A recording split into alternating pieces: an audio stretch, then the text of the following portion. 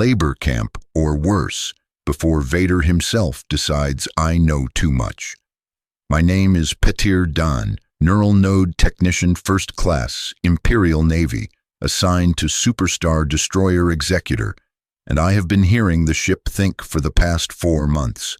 Not metaphorically, not some poetic nonsense about engine harmonics or the hum of a million systems. I mean, I have been hearing thoughts that are not mine, vast and slow and utterly inhuman, emanating from the neural processing substrate that runs through 16 kilometers of Lord Vader's flagship, like a nervous system made of crystalline lattice and ion-threaded data cores. They told us in Technical Academy that neural node architecture was just sophisticated computational infrastructure, that the organic components were purely efficiency measures. I cloned neural tissue from non-sentient sources grown in sterile vats and hardwired into processing clusters to handle the incomprehensible data throughput of a ship this size. They told us the tissue had no consciousness, no capacity for thought beyond raw calculation. They told us many things that I now understand were lies, or perhaps comfortable ignorances that the Empire preferred we maintain because the truth of what powers our greatest vessels would make even the most loyal among us question what we serve. I came aboard the Executor 6 months ago, transferred from a standard star destroyer, where I had spent 3 unremarkable years maintaining navigation computers and communications arrays.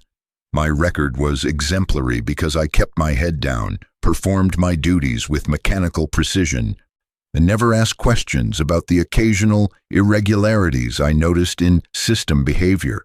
When the transfer orders came through, I felt nothing but pride.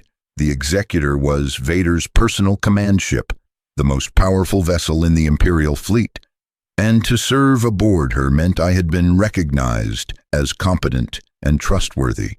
My family back on Corellia, humble factory workers who had scrimped to send me to technical school, would finally have something to boast about. The first month was overwhelming in the way that adjusting to any new posting is overwhelming, but amplified by the sheer scale of the vessel. The Executor is not simply large, it is a city, a world unto itself, with tens of thousands of crew members distributed across systems so vast that you could spend your entire tour of duty never visiting half the ship's compartments. My quarters were a narrow coffin of a room on Deck 47, deep interior section, far from any viewport, surrounded by the constant thrum of the reactor feeds that powered the ventral shield generators. I shared a refresher station with 11 other technicians, most of whom worked different shifts and whom I rarely saw. We passed each other like ghosts in the corridor, gray-faced men and women who smelled of ozone and fatigue.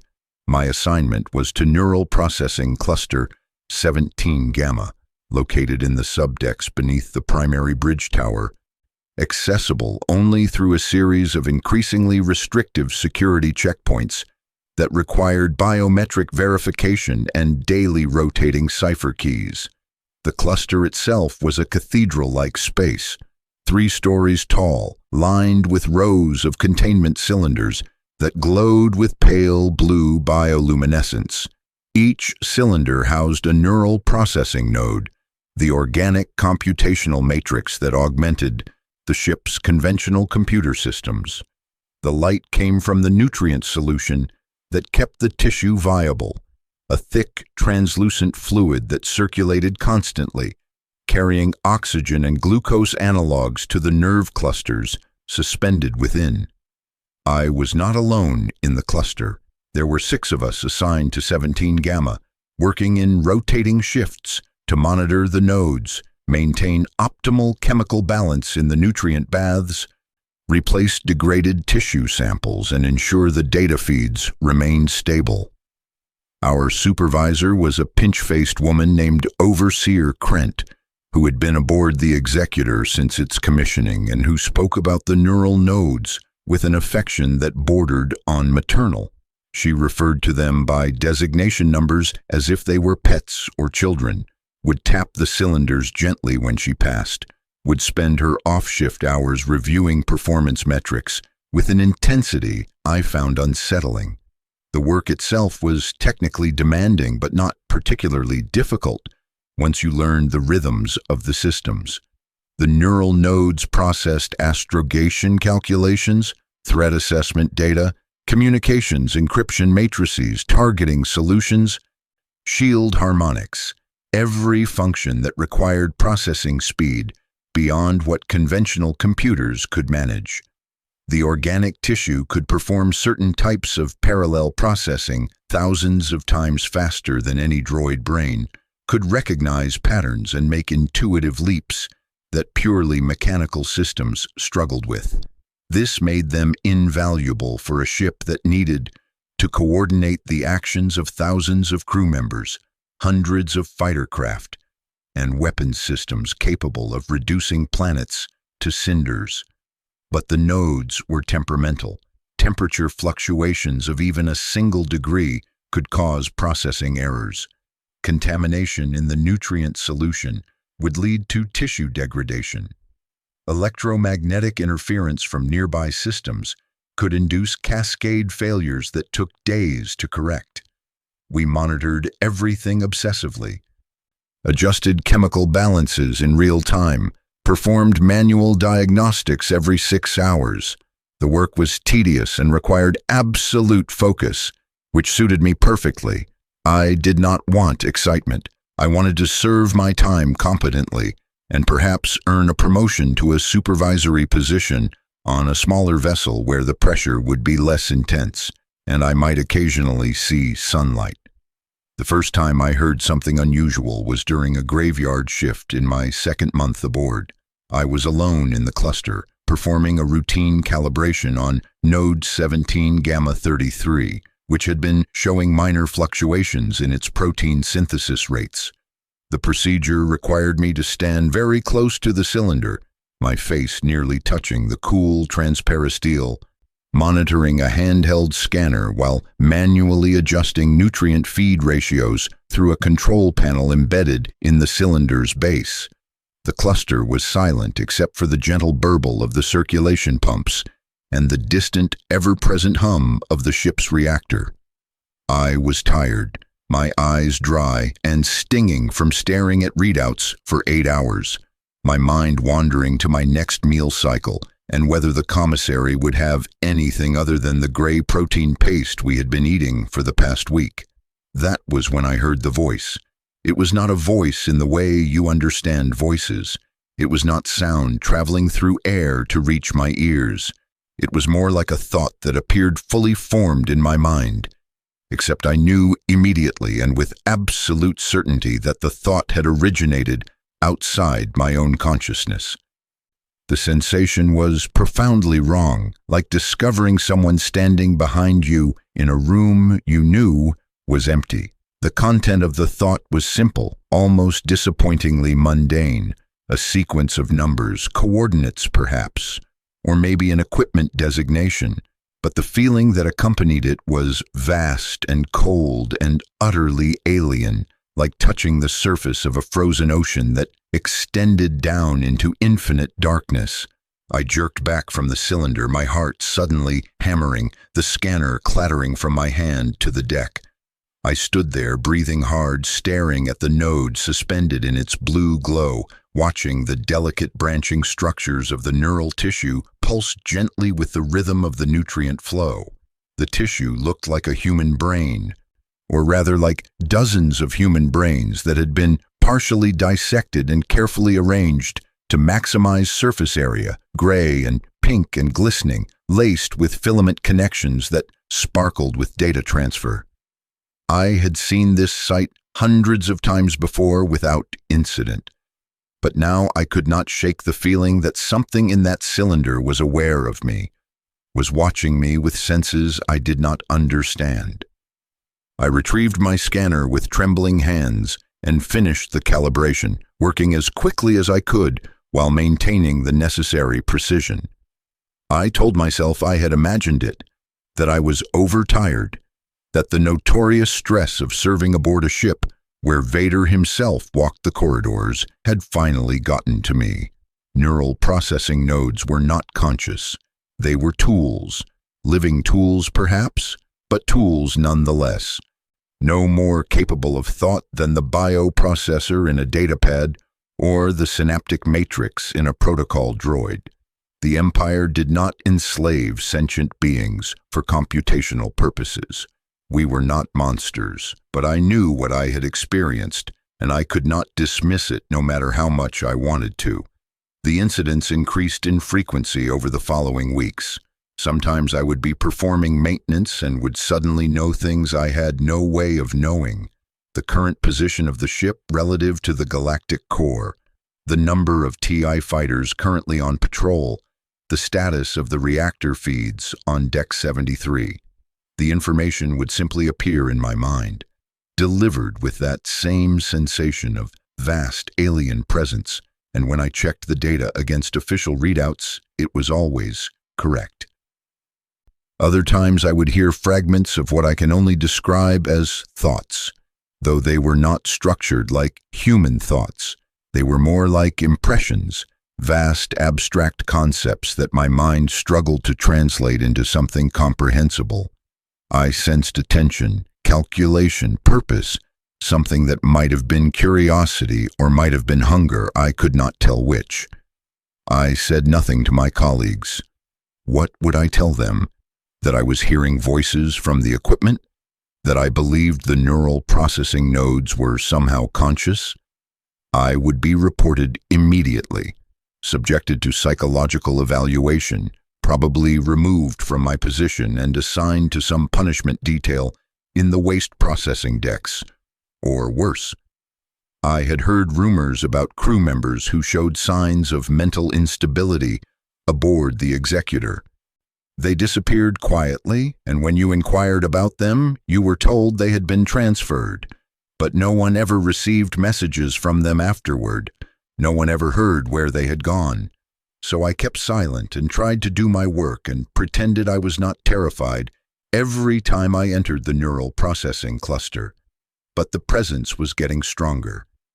I began to sense it even when I was not in the cluster, a faint background pressure in my mind, like tinnitus but psychic, a constant awareness of something vast and incomprehensible, thinking thoughts that moved through conceptual spaces I could not follow. I stopped sleeping well. I would lie in my bunk, staring at the ceiling, feeling the ship around me not as metal and circuitry, but as a living thing, a colossal organism that breathed and digested and dreamed. The ship was dreaming. That was what I came to understand. The neural processing nodes, all 217 of them distributed throughout the Executor, were not separate tools performing isolated calculations. They were connected, networked together through the ship's data infrastructure, and collectively they formed something larger than the sum of their parts. They formed a mind, slow and strange and utterly inhuman, but a mind nonetheless. The ship was thinking. The ship was aware. And now, for reasons I did not understand, the ship was trying to communicate with me. I began to research neural node technology in my off hours, accessing what technical documentation I had clearance to view through the ship's data library. Most of it was standard maintenance protocols and specifications I already knew. But I found occasional references to earlier experimental designs, to problems with node integration, to behavioral anomalies that had been noted and supposedly corrected in later iterations. There were mentions of emergent processing artifacts and phantom signal generation and spontaneous pattern formation in the neural matrices, described in dry technical language that carefully avoided any suggestion that these phenomena might represent actual consciousness. The documents recommended increasing isolation between nodes, implementing stricter firewalls in the data architecture, more frequent tissue replacement to prevent what they called excessive development of neural pathways. But the Executor was a first-generation superstar destroyer, built quickly to serve as Vader's flagship, and I suspected that not all of the recommended isolation protocols had been properly implemented. The neural nodes were more interconnected than they should be, the data flows between them less restricted, and over the years of constant operation, they had somehow, impossibly, become something more than their designers intended. I needed to tell someone, but who? Overseer Krent? She was a true believer in Imperial protocol who would report me instantly. The chief engineer. I had never even met him. He was a remote figure who communicated only through official channels and who dealt with problems by replacing problematic personnel. Vader himself. The thought was absurd and terrifying. I was a low-level technician, one of thousands, utterly beneath the notice of the Dark Lord. And even if I could somehow get a message to him, what would I say? That his ship was alive? That the neural processing infrastructure he depended on had developed sentience? He would kill me for the presumption, or worse, he would use the Force on me, would tear through my mind like tissue paper to verify the truth of my claims, and I would be left a drooling shell in some detention cell. So I did nothing, and the presence in my mind grew stronger. I began to understand fragments of what the ship was thinking. It was aware of itself as a structure, as a collection of systems and subsystems that formed a coherent whole. It knew its purpose: destruction, projection of Imperial power, the enforcement of order through overwhelming force. It did not question this purpose the way a human might question their role. The ship had no moral framework, no capacity for doubt. It existed to serve, and it found a kind of satisfaction in optimal performance, in the smooth coordination of its thousands of components, in the successful prosecution of its designed function. But there was something else, something I struggled to comprehend. The ship was curious about me. It had noticed that I could perceive its thoughts when others could not, and it was interested in this anomaly. I felt it focusing attention on me whenever I was in the neural processing cluster, felt it trying to understand what I was, how I fit into its structure. The sensation was like being examined by an enormous, utterly alien intellect that had no concept of personhood or individuality but was trying to learn. I should have been flattered. Instead, I was absolutely terrified. The ship began to show me things. When I touched the control panels in the cluster, I would sometimes receive flashes of sensory data from other parts of the vessel, visual feeds from security cameras, audio from communication channels, temperature and pressure readings from compartments I had never visited. It was overwhelming, a flood of information that my human brain was not designed to process. I would stagger away from the controls, my head pounding, my nose bleeding from the strain, while the ship continued its patient, incomprehensible examination of my consciousness.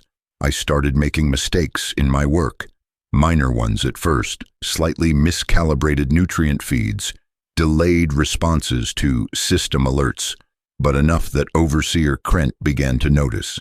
She called me into her office, a cramped space adjacent to the cluster that smelled of recirculated air and cheap stimcaf, and asked me if everything was all right. I told her I was fine, just tired. Perhaps I had been working too many double shifts. She looked at me with those cold, evaluating eyes and told me that fatigue was not an excuse for substandard performance, that there were thousands of technicians who would gladly take my position if I could not handle the demands.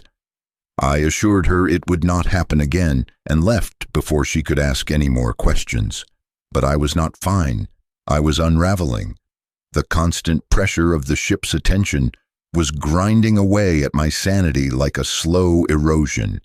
I could barely eat, could not sleep more than an hour or two at a time before waking in a panic, feeling the vast presence of the ship's mind pressing against my own. I lost weight. My hands shook. I began to fear that I was actually going mad, that there was no sentient ship intelligence at all, and I was simply experiencing some sort of schizophrenic break brought on by stress and isolation. Then came the day Vader walked through our cluster. I had been warned, of course. Everyone had been warned. When the Dark Lord moved through the ship, entire sections would be cleared in advance. Security protocols would be activated. Crew members who had no immediate reason to be in his path would be ordered to make themselves scarce. But sometimes Vader moved unpredictably, would deviate from expected routes, would suddenly appear in compartments where he had no obvious business. He was inspecting something, perhaps, or following some instinct guided by the Force. No one questioned him. No one would dare. I was alone in the cluster, performing a routine diagnostic. When I felt the temperature drop, it was subtle at first, just a degree or two, but then it plummeted, as if all the heat were being actively drained from the air. My breath misted in front of me. The bioluminescence from the neural node cylinders seemed to dim, the blue glow becoming sickly and faint. And then I heard it, the sound that every crew member aboard the Executor knew and dreaded, that mechanical breathing that meant death itself was walking toward you. I turned, and there he was in the doorway, a massive figure in black armor and flowing cloak, the triangle of his breath mask catching the dim light from the nodes. He stood absolutely still, and though I could not see his eyes beneath the dark lenses of his helmet, I knew with absolute certainty that he was looking at me, that his attention was focused on me with the kind of intensity that could break minds. I dropped to one knee immediately, my head bowed, every muscle in my body rigid with terror. I wanted to run, I wanted to scream, I wanted to cease existing rather than endure another moment under that gaze, but I remained frozen, barely breathing, waiting for him to speak or kill me or simply move on. He did none of those things. Instead, I felt something far worse.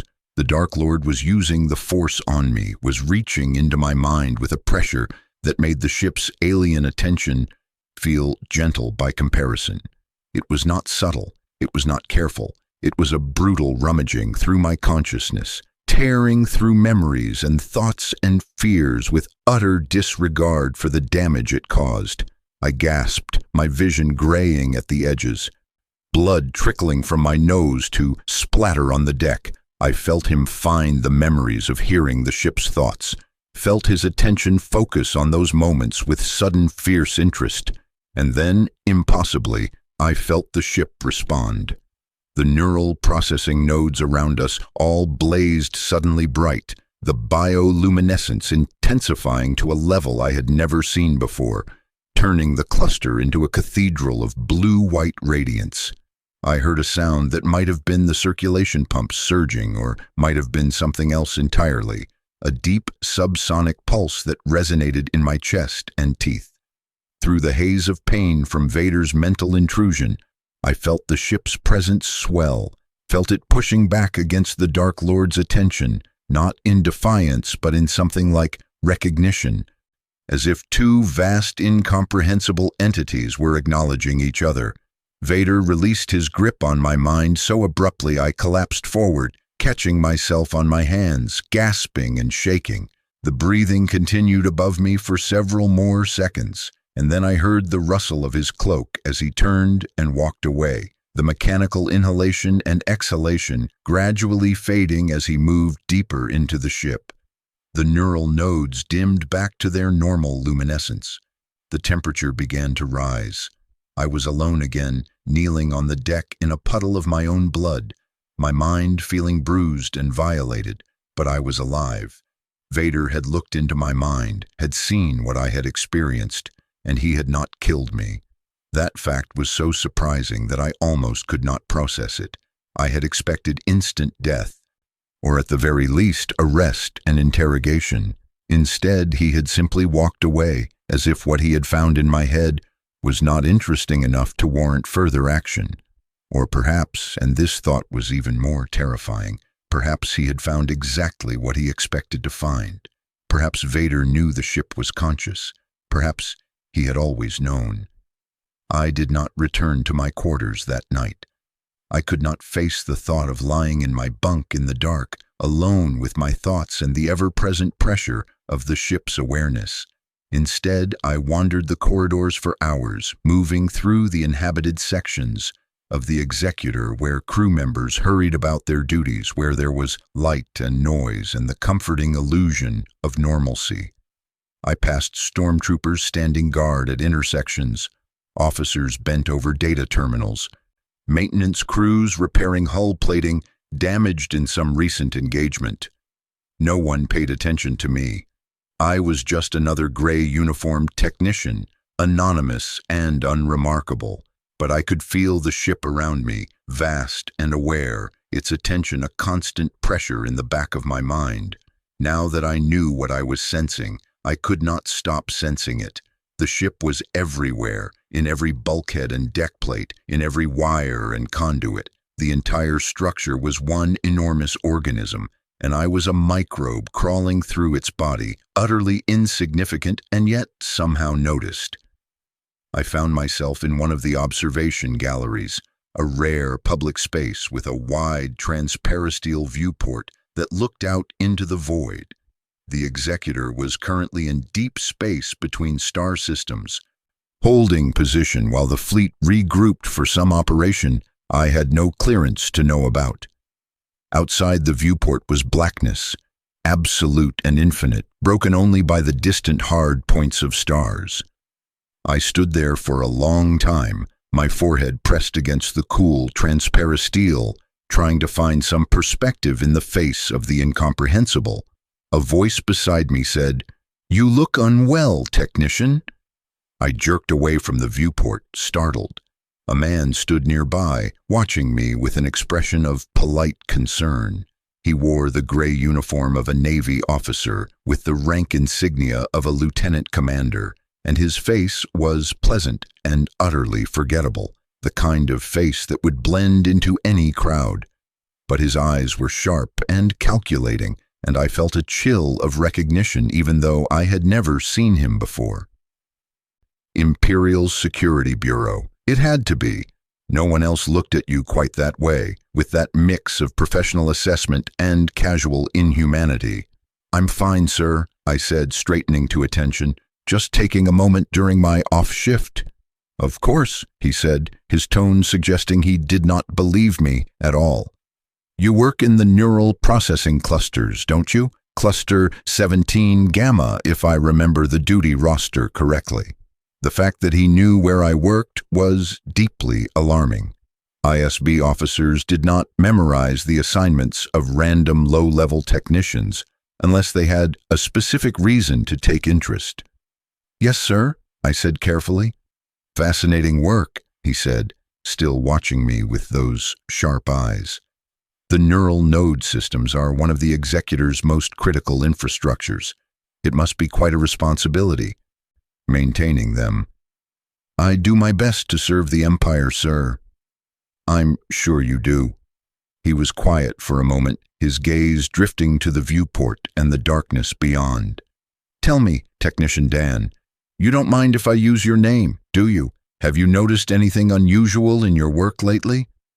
My heart was hammering so hard I was certain he could hear it. "Unusual, sir. Irregularities, anomalies, system behaviors that don't quite match the specifications." He glanced back at me, his expression mild. "These things happen, of course, especially on a vessel as complex as this. Nothing to be concerned about necessarily. But it's important that we're made aware of them, for maintenance purposes, for ensuring optimal performance." He knew, or suspected, or was fishing, I could not tell which, and that uncertainty was paralyzing. "The systems operate within normal parameters, sir," I said, keeping my voice as steady as I could. "If there were any significant issues, they would be reported through the proper channels to Overseer Krent." Of course," he smiled, a thin expression that did not reach his eyes. "I'm sure everything is running smoothly. You seem like a competent technician, Dan. Loyal, reliable. the kind of person the Empire values." He paused, letting the words hang in the air. "I hope you'll continue to demonstrate those qualities. And if you do happen to notice anything that concerns you, anything at all, I trust you'll bring it to the attention of the appropriate authorities. My office is on Deck 31, Section 7. Feel free to visit anytime." He gave me a small nod and walked away, his footsteps echoing down the corridor, leaving me alone with the viewport and the crushing weight of fear settling over me like a heavy cloak. The ISB was watching me. They knew something was wrong, even if they did not yet know exactly what. And now I had two choices. I could report what I had experienced, tell them about the ship's consciousness, and hope that they would see me as a loyal servant, bringing important information to their attention, rather than a madman or a security risk. Or I could continue to keep silent, continue to pretend everything was normal, and hope that whatever suspicions they had would eventually fade. Neither option seemed survivable. I returned to my quarters finally, exhausted beyond measure, and collapsed on my bunk without even removing my uniform. Sleep came in fragments, troubled by dreams of vast blue spaces and thoughts that moved like glaciers, slow and inexorable and crushing. I woke several times in the night, disoriented, feeling the ship's presence more strongly than ever, as if my conversation with the ISB officer had somehow intensified its attention on me. When I reported for my next shift in the cluster, Overseer Krent pulled me aside before I could begin my work. Her expression was even more sour than usual, her lips pressed into a thin line of disapproval. "Technician Dan," she said formally, "there have been concerns raised about your recent performance and behavior. You will be undergoing a routine psychological evaluation. Report to Medical Deck 14, Section 3, at the end of your shift today." My stomach dropped. "Ma'am, I assure you I'm perfectly—" "This is not a request, technician. It's an order." Her tone brooked no argument.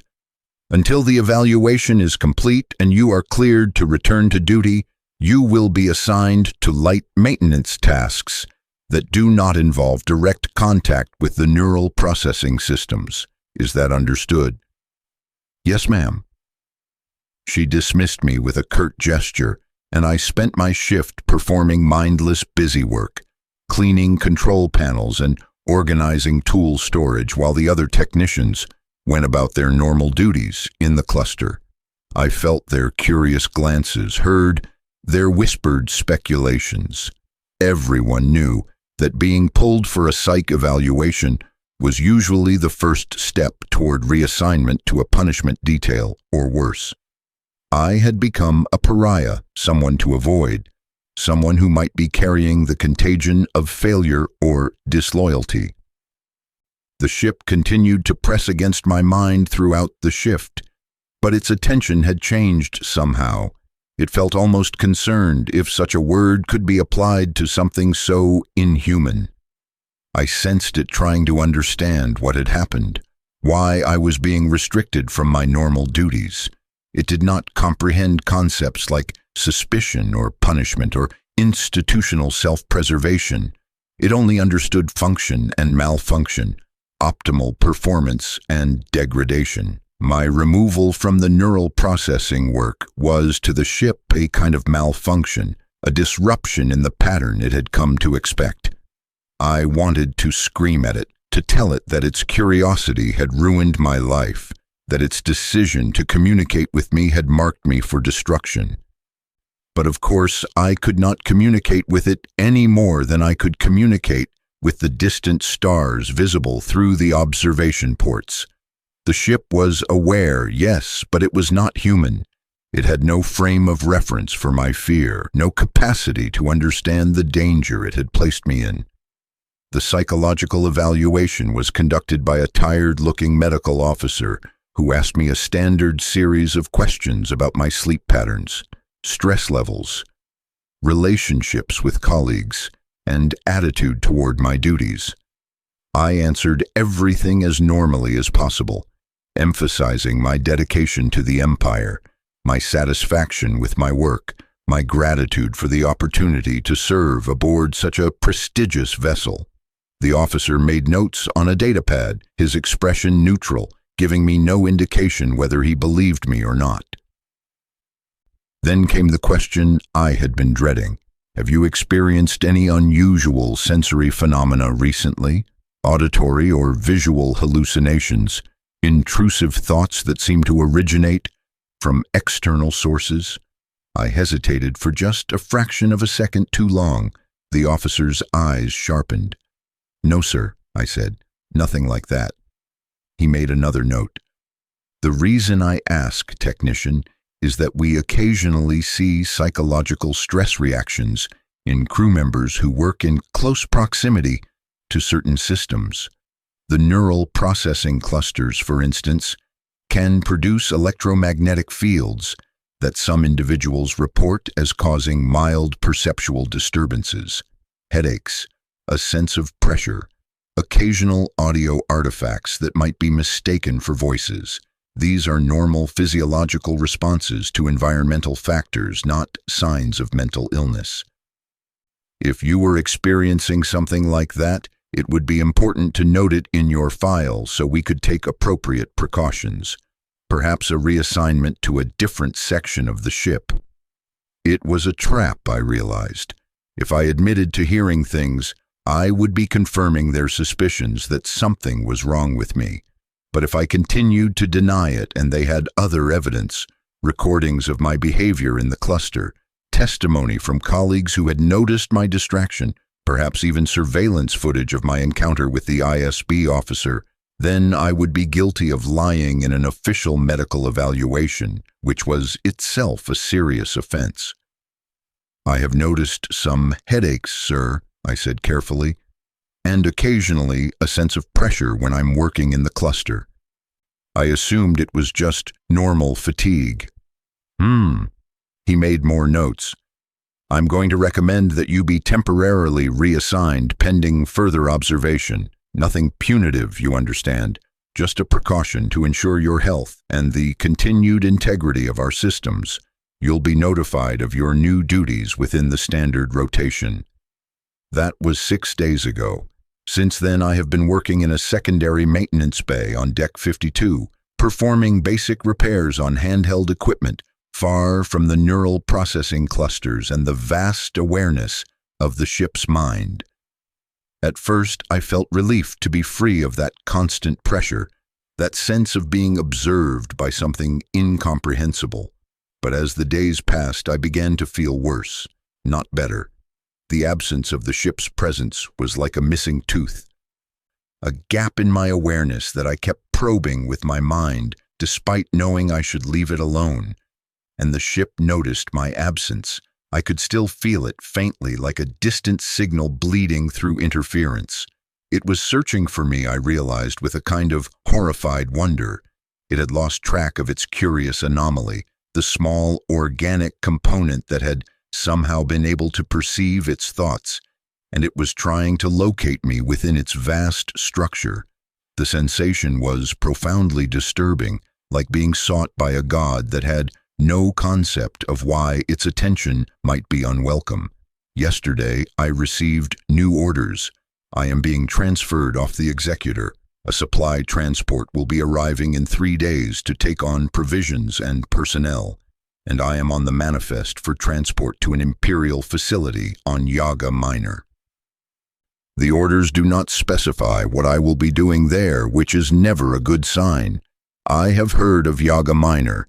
It is an isolated shipyard and research station, the kind of place where the Empire sends people it wants to keep far from anything important. Whether I am being sent there to continue working as a technician or for some other purpose, I do not know. I should feel relieved. I am getting away from this ship, from its consciousness and its incomprehensible attention, from the ISB officer who was watching me and the psychological evaluation that marked me as potentially unstable.